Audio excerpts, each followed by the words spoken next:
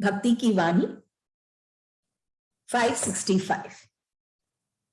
संतों ने सत्य ही की पूजा की, आचार विचार तो यही रहे। संतों ने सत्य की ही पूजा की, आचार विचार तो यही रहे। संत कौन है? ये संत हम वो कह सकते हैं उनको कि कौन संत है? जो भाव में जीते, अभाव में नहीं जीते, भाव में जीते, जिनका शरीर नहीं भी रहे फिर भी उनके भाव अमर होते हैं, ऐसे है संत। जो एक स्टेप हायर है, चाहे एक भक्त से, और कई स्टेप हायर है एक संसारी से, ऐसे होते हैं संत। असत्य का त्याग ही सत्संग है। जो असत्य को त्याग देते हैं, असत्य और सत्य। असत्य जो बदलता है, परिवर्तनशील है, जो असत्य है, जो सत्य नहीं है। असत्य का त्याग ही सत्संग है। सत्संग क्या है? एक दर्पण है जहां हम अपने आप को देख सकते हैं, हमारे भीतर की अवस्था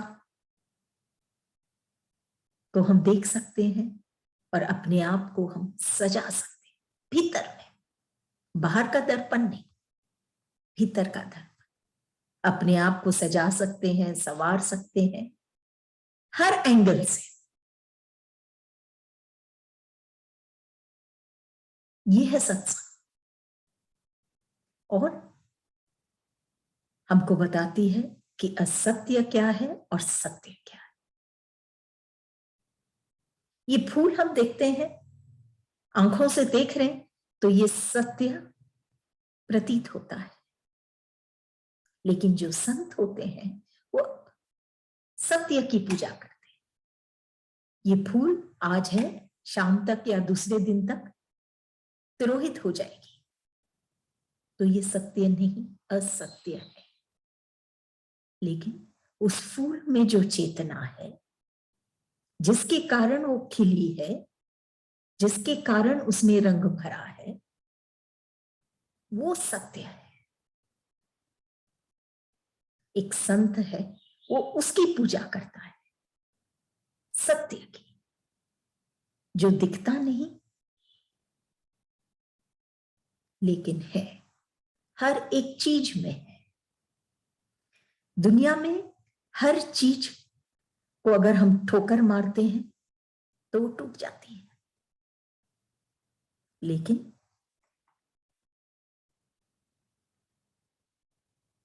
कुछ ऐसा है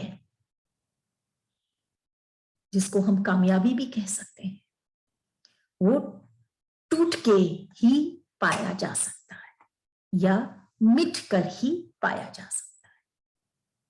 मिट कर ही हम उस सत्य को पा सकते हैं, नहीं तो हम तो उस असत्य में ही जुड़े रहेंगे जिंदगी भर।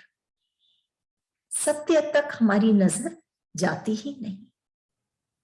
लेकिन संतों की यही दृष्टि है कि वो सत्य की ही पूजा करते हैं। हम जो पूजा करते हैं वो असत्य की है। असत्य पदार्थों से है, कर्म है, कार्य है, इसलिए हम वो आनंद रूपी सत्य को नहीं पाते।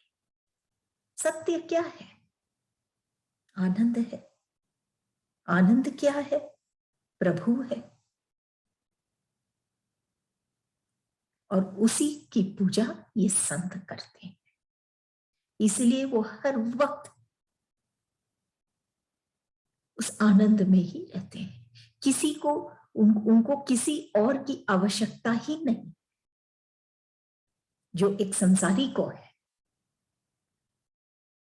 वो हर एक किसी न किसी के मुख की तरफ देखता है हर वक्त कोई भी काम करने के लिए, लेकिन एक संत वो अपने भावों में ही जीता है, उसी में मस्त है,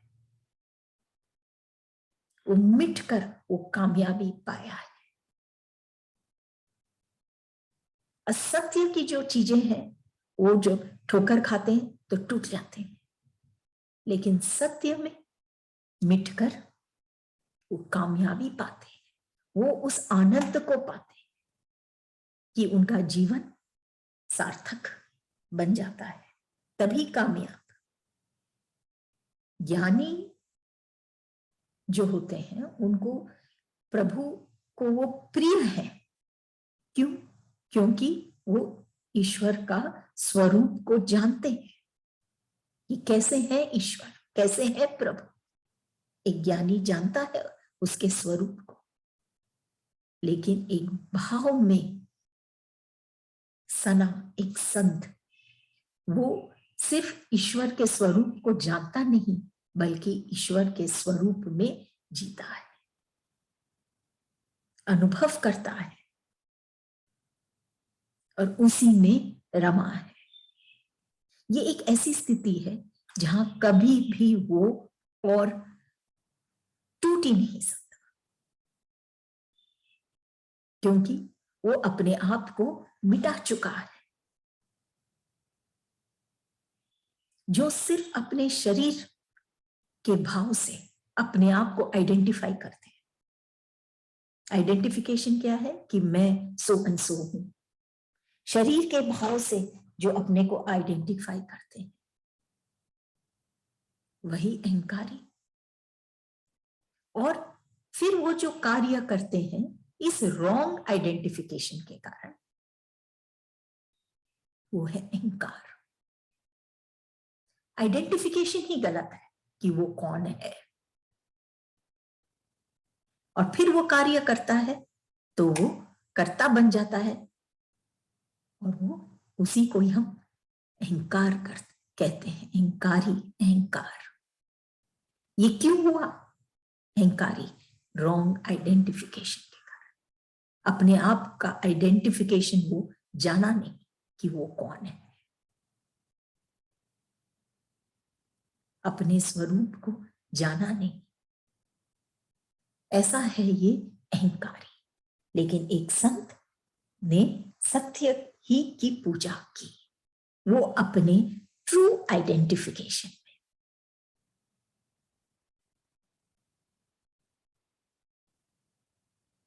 वो अपने स्वरूप में जीता है और उसी की पूजा करता है, उसी में जीता है वो दिन रात, और किसी की आवश्यकता ही नहीं उसको। आचार विचार तो यही रहे कि आचार विचार तो उनके लिए है जो अभी भी अपने शरीर से जुड़े हैं, अपने इन इंद्रियों से जुड़े हैं, तभी वो अपने आप को सुधारने में लगे रहते हैं। आचार और विचार को, अपने विचारों को, अपना आचरण को सुधारने में ही लगे रहते हैं, और उससे उठ ही नहीं पाते हैं, और वो आनंद पाते ही नहीं जो वो संत पूजा करके पाता है, क्योंकि वो आचार विचार तो उसके लिए आवश्यक ही नहीं, वो तो अपने स्वरूप में ही जीता है, वहां पे कोई आचार नहीं, कोई विचार नहीं, सिर्फ आनंद ही आनंद। संतों ने सत्य की पूजा की, आचार विचार तो यही रहे।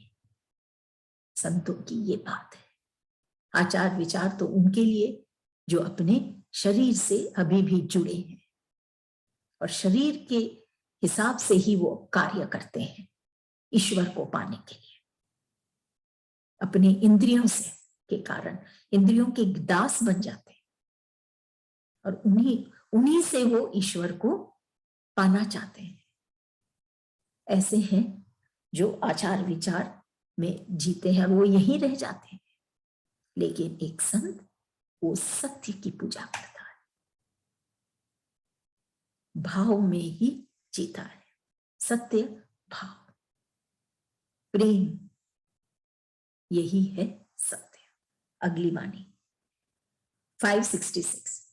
पलक में झलक आई, पलक बंद झलक फैली। पलक में झलक आई, पलक बंद झलक फैली।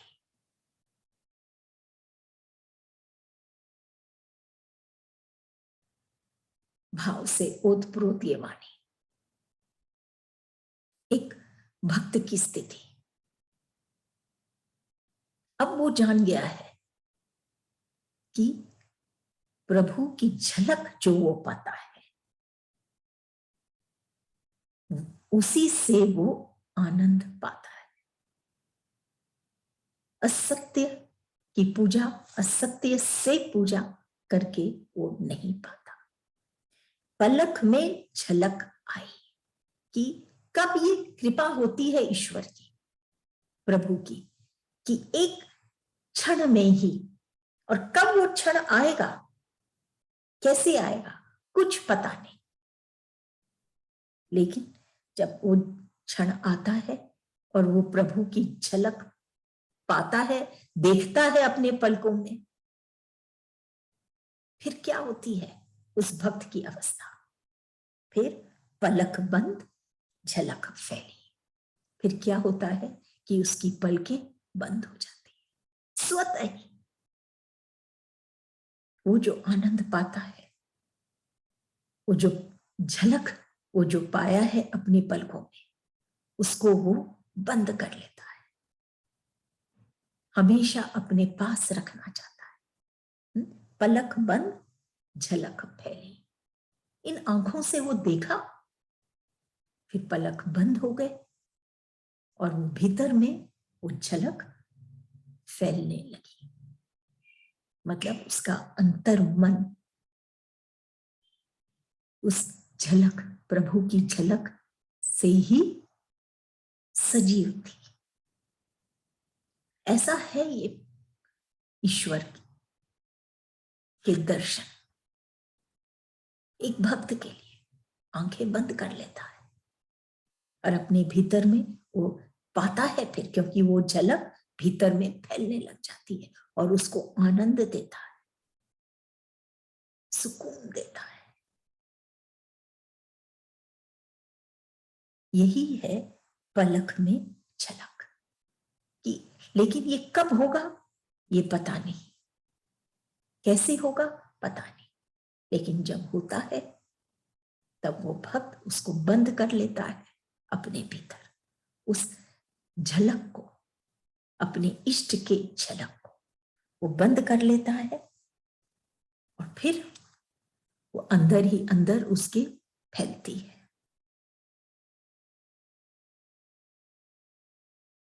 जब ईश्वर की झलक उसके भीतर फैलने लग जाती है तो फिर और कोई अभाव के लिए स्थान नहीं रहता और सारे अभाव मिटने लग जाते हैं, हटने लग जाते हैं, क्योंकि ईश्वर का ही झलक वहां पर अपना स्थान बना लेता है उसके अंतर में।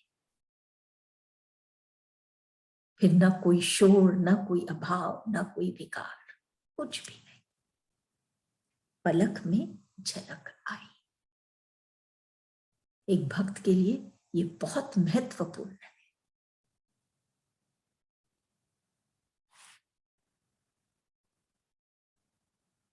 कि वो अपने इष्ट की झलक पाए। सिर्फ पाकर वहीं बात नहीं खत्म होती है, फिर वो अपने भीतर उसको दिखता है, उस झलक को, और हमेशा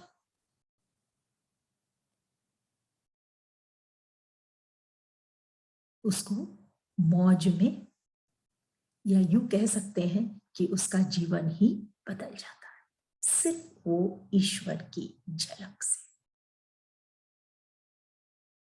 जो उसकी पलकों में आते हैं। अगली वाणी 567। मधुर स्मृतियां आंखों में आई, बह गया प्यार में। मिलती जुलती वाणी है ऊपर से कि मधुर स्मृतियां आंखों में आई, बह गया प्यार में। मधुर स्मृतियां, यादें, याद।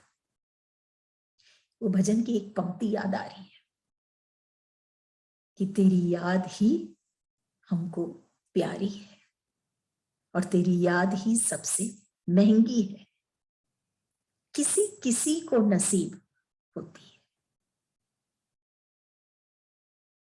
ईश्वर की यादें, उसकी बात ही कुछ और है। यादों में जब हम रमने लग जाते हैं तो हम उसी वक्त हम ईश्वर के साथ जुड़ जाते हैं। निराली है ये यादें, और खासकर और मधुर भी। मधुर स्मृतियां आंखों में आई, मधुर जिसमें मिठास हो, ऐसी स्मृतियां। अगर हम एक टुकड़ा मिश्री का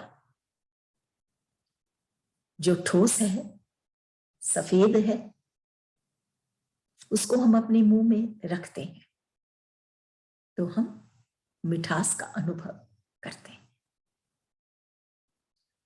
और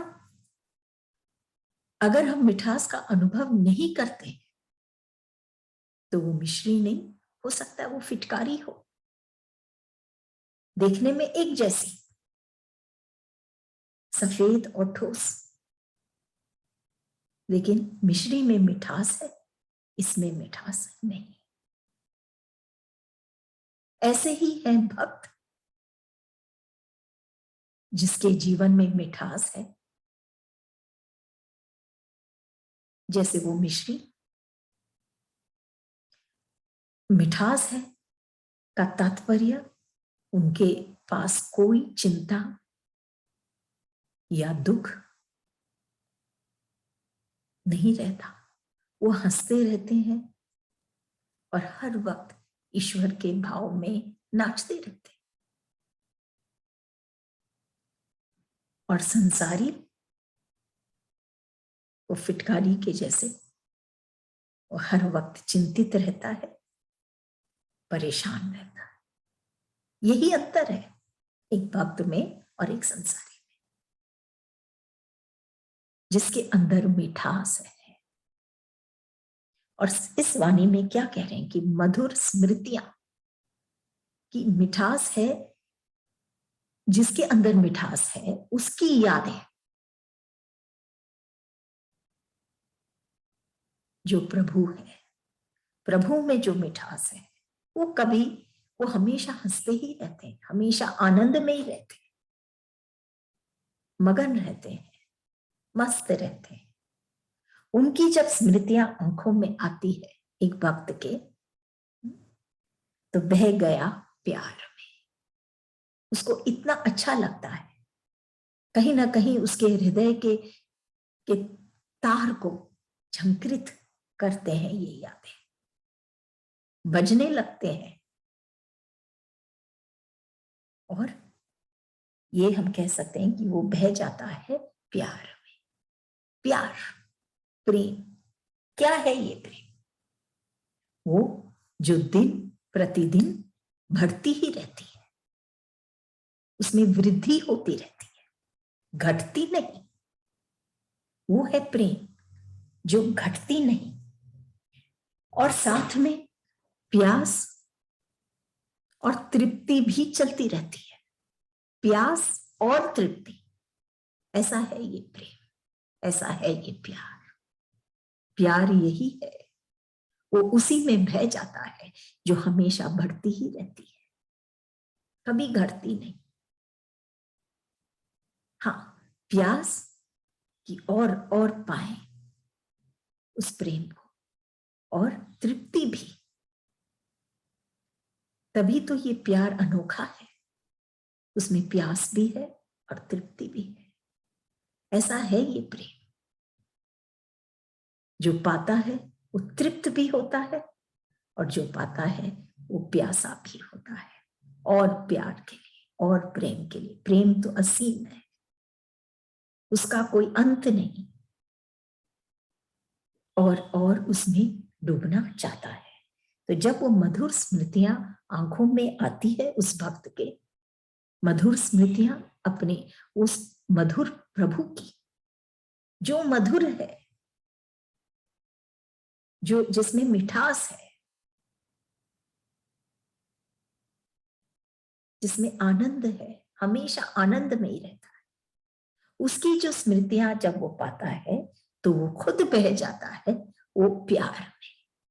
वो मधुर क्यों है? क्योंकि वो प्रभु के पास प्यार है। प्यार ही वो मिठास है। जैसे वो मिश्री मीठा है, वैसे ही वो उसका स्वरूप है, उसका गुण है मिश्री का कि वो मीठा होता है। ऐसे ही वो प्रभु में जो मिठास है वो प्रेम के कारण, वही उसका रूप है, स्वरूप है, वो प्रेम, जिसके कारण वो मीठा है। और ऐसे मधुर स्मृतियां, ऐसे जन, ऐसे प्रभु की मधुर स्मृतियां जब वो भक्त पाता है तो वो बह जाता है प्यार में। उसी प्यार में वो भी बह जाता है, और बहना ही जिंदगी है। रुक जाने से तो वो सड़ जाता है, और बहता है, बहते बहते वो उस आनंद सागर में पहुंच जाता है। तब उसका जीवन सार्थक होता है। ये जब वो जीते जी उस आनंद सागर में पहुंच पाए। कैसे? वो मधुर स्मृतियां जब वो अपनी आंखों में देखता है, उसको, उनको जब याद करता है प्रभु को, वो मधुर प्रभु को, तब वो बहने लग जाता है। अगली वाणी 568। आवरण डालकर कहता है आवरना, हटा आवरण, देखूं तो कैसा अरूपी का रूप है। आवरण डालकर कहता है आवरना, कि वो भक्त कहता है ईश्वर से कि तू आवरण डालता है अपने ऊपर और कहता है आवरना, आकर मुझे ग्रहण कर, मुझे पा, आके मिल मुझसे। वो भक्त को वो प्रभु कह रहा है कि आके मिल, लेकिन भक्त क्या कह रहा है? तुमने तो वो आवरण डाल रखा है और फिर कह रहे हो आकर मिल, आवरना, हटा आवरण, देखूं तो कैसा अरूपी का रूप है, कि तू ये आवरण हटा।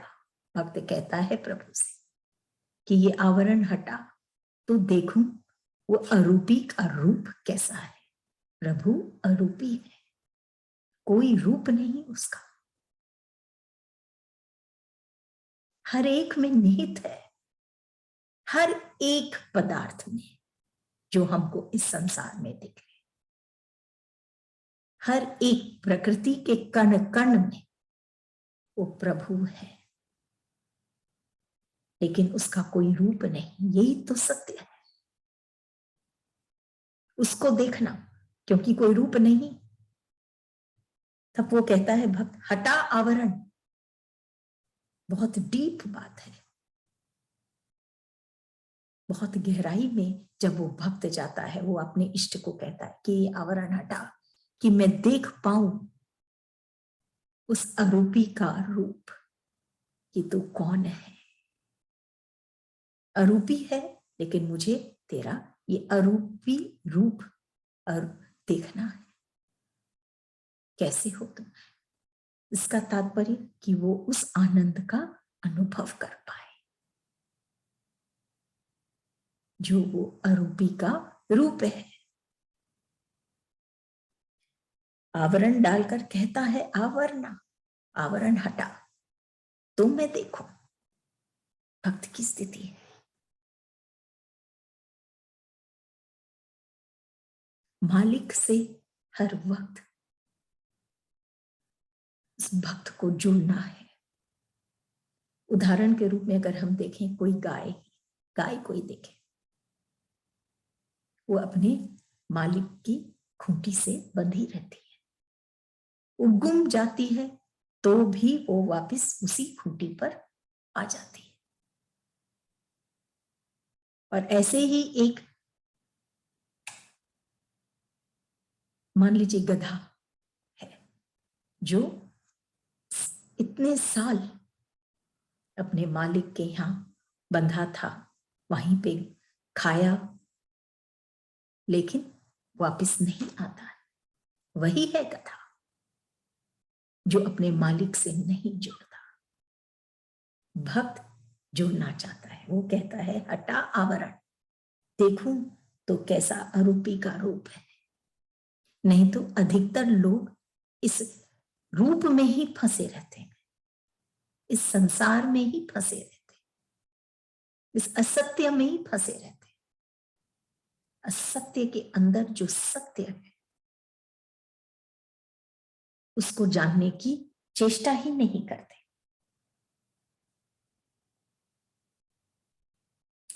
जो अनात्मा है, जड़त्व, उसमें तो दुख नहीं होता। जो जड़ है उसमें दुख नहीं होता, अनात्मा में दुख नहीं होता, और आत्मा में भी दुख नहीं होता। तो फिर दुख कहां है?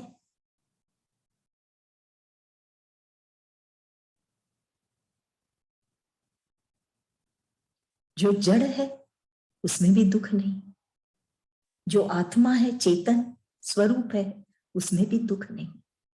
तो फिर दुख कहां है? जब वो प्राणी अपने मालिक से, इस आत्मा से, इस परमात्मा से दूर होता है, वापिस आता नहीं उसके पास, इस संसार में भ्रमण करने लग जाता है, उसी में फंस जाता है। तो दुख, जो आत्मा के भाव में नहीं जीता, तो दुख। आवरण डालकर कहता है आवरण, हटा आवरण, देखूं तू कैसा अरूपी का रूप है। ये है भक्त की अभिलाषा कि वो अपने इष्ट को देख पाए, उस अरूपी, उसका इष्ट जो अरूपी है उसका रूप को देख पाए। ये अरूपी क्या होता है उसको जान पाए, उसमें रम पाए।